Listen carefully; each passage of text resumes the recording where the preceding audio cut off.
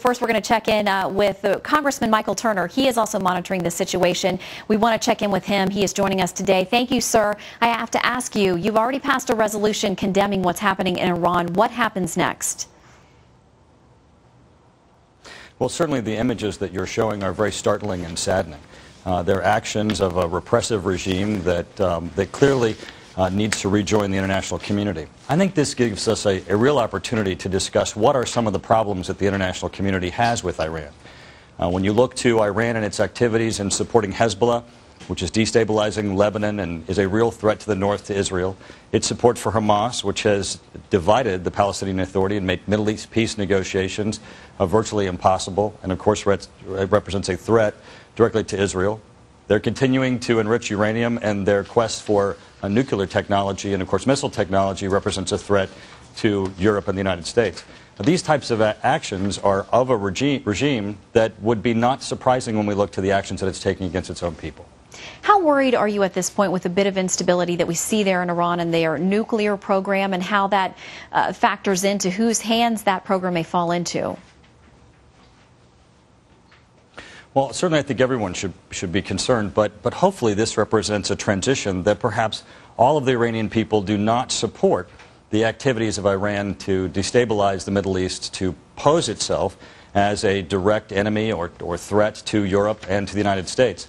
That hopefully is their quest for liberty, their quest for democracy, which is not just a threat to Ahmadinejad, but also to the mullahs and the Ayatollah, could be a quest that could see Iran rejoining the international community and abandoning its efforts for expansionism. And Congressman, we're hearing some prominent Republicans today, among them Senator John McCain, talking about the U.S. having a tougher, stronger opposition to what's happening, maybe voicing stronger support for the Iranian people. There are also those who say that the president is doing a very delicate dance here and has done a very adept job at dealing with the situation. Which camp do you fall into?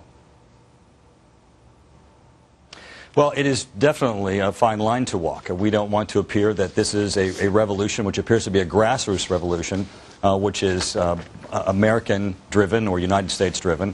But at the same time, there are some clear principles here where America has to take a stand. We are for democracy, or we are for liberty. We are for the self-determination of people. And Iran has already been a regime where we have had conflict, where it has stated conflict with its neighbors, and has worked to destabilize the region. There's a lot at stake here for the United States, and we definitely need to take a stand and indicate that the Iranian regime, regardless of this grassroots effort that is occurring, this revolution that may be occurring, needs to take a strong stand that Iran needs to transition and rejoin the international community. And Congressman, we have just a few seconds. I want to ask you, bottom line, do you think that U.S. relations will change with Iran based on whether we have a President Mahmoud Ahmadinejad or Hussein Mousavi? I think there's an opportunity, certainly, for transition. If Ahmadinejad turns out to be the victor, it's going to be very difficult for the United States to sit across the table and to see him as the legitimate ruler.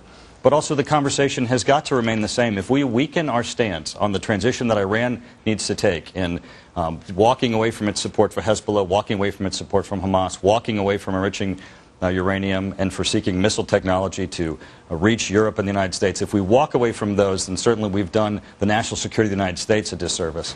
That needs to be a conversation where we hold firm to what our principles are, what we expect from Iran. Congressman Michael Turner, we thank you for your time today. Thank you for having me.